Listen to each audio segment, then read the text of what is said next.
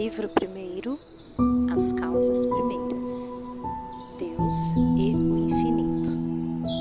1. Que é Deus?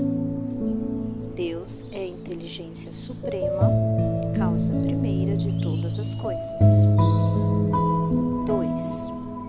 Que se deve entender por infinito? O que não tem começo e nem fim, o desconhecido. Tudo que é desconhecido é infinito. 3. Pode dizer que Deus é o infinito? Definição incompleta. Pobreza da linguagem dos homens, que é insuficiente para definir as coisas que estão acima de sua inteligência. Deus é infinito em suas perfeições, mas o infinito é uma abstração. Dizer que Deus é infinito é tomar o atributo pela própria coisa e definir uma coisa que não é conhecida por uma outra coisa que também não é conhecida. Provas da existência de Deus. 4. Onde se pode encontrar a prova da existência de Deus? No ensinamento que aplicais às vossas ciências, não há efeito sem causa. Procurai a causa de tudo, o que não é obra do homem, e vossa razão vos responderá. Para crer em Deus, basta lançar os olhos sobre as obras da criação.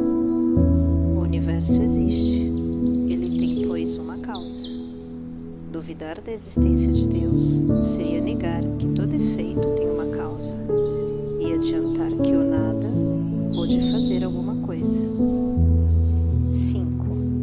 Que consequência se pode tirar do sentimento intuitivo que todos os homens carregam em si mesmos da existência de Deus?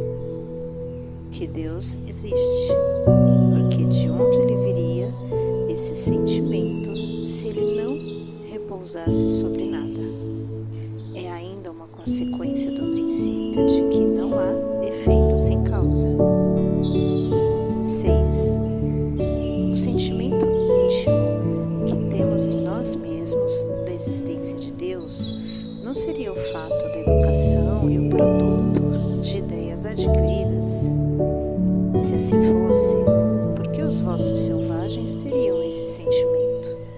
Se o sentimento da existência de um ser supremo não fosse senão um produto de um ensinamento, ele não seria universal e não existiria, como as noções da ciência, senão naqueles que teriam podido receber esses ensinamentos. 7. Pode-se encontrar a causa primeira da formação das coisas nas propriedades íntimas da matéria? Mas então qual seria a causa dessas propriedades? É preciso sempre uma causa primeira. Atribuir a formação primeira das coisas às propriedades íntimas da matéria seria tomar o efeito pela causa, porque essas propriedades são elas mesmas um efeito que deve ter uma causa. 8. Que pensar da opinião que atribui a formação primeira a uma combinação fortuita da matéria, isto é, ao acaso. Outro absurdo. Que homem de bom senso pode olhar o acaso como um ser inteligente? Aliás, que é o acaso? Nada. A harmonia que regula as atividades do universo revela combinações e fins determinados e, por isso mesmo, revela força inteligente. Atribuir a formação primeira ao acaso seria um contrassenso, porque o acaso é cego e não pode produzir os efeitos da inteligência. Um acaso inteligente não seria mais o acaso. 9. Onde se vê na causa primeira uma inteligência suprema e superior a todas as inteligências? Tendes um provérbio que diz: pela obra se reconhece o artífice. Pois bem, olhai a obra e procurai o artífice. É o engendra a incredulidade. O homem orgulhoso não vê nada acima dele, e é por isso que ele se chama de espírito forte. Pobre ser que um sopro de Deus pode abater. Julga-se o poder de uma inteligência pelas suas obras.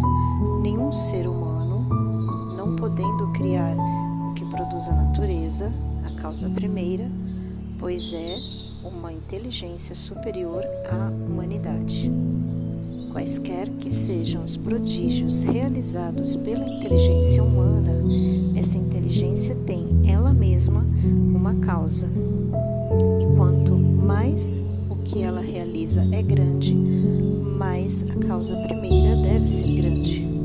Esta inteligência é a causa primeira de todas as coisas, qualquer que seja o nome sob o qual o homem a designe.